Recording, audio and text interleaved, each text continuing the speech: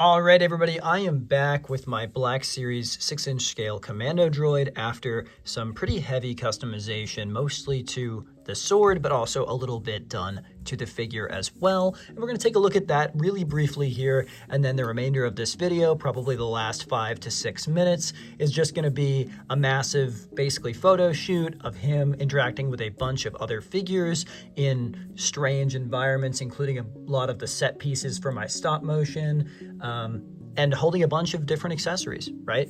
Some of which you can see here, and maybe a few more like a thermal detonator or a heavy blaster, but still Droid Army variant. But let's just take a brief look at what I've done with this sword and the figure. So starting off with the Vibra sword here. The Vibra sword was given a dark purple base coat. I also took an X-Acto knife to the edge here and sharpened everything up, but also made it look very crude. I really like the way that it turned out as far as the edge goes. Now, something that I don't like quite as much is this pink. I should have gone for a grayer pink. I'm just trying to imitate what I saw in the stills that I used from the Clone Wars Rookies episode. It did have a purpley look to it. It did have a pinkish gray set of scratch marks on it. So that's where I got the idea. I'm gonna get many more Commando droids. I'm gonna have 7 at the end of the day. So the other 6 swords I will paint with different colors, and I'll use whichever one I think looks the best.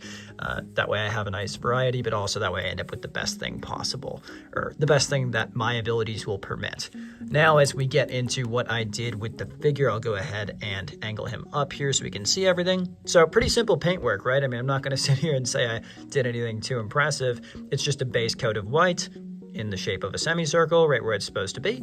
And then I hit it with a gray wash. And the gray wash really brings out the brush strokes, which is actually accurate to the episode if you go back and take a look at it, or some stills. And then same deal with the markings on the faceplate here. And the eyes, I've actually hit with a new set of white. And you can tell because they borderline glow on camera. I really wish they glowed in person, you know? But obviously, I can't fit an LED in this little, you know, smaller than my thumbnail head here. But fortunately, on camera, which is all that matters to me as a stop motion guy, they look like they're glowing. So it's gonna look really, really great. I mean, even in video, they really do look super glowy, particularly when they are facing my really bright light that's on my right side. I do not have the best lighting setup, my friends. So that's what I've done with the figure so far. Let's go ahead and get into the photo shoot, where I will go ahead and use all of these accessories and my set pieces to the best of my abilities to really demonstrate the articulation of this figure and the possibilities that I've found so far.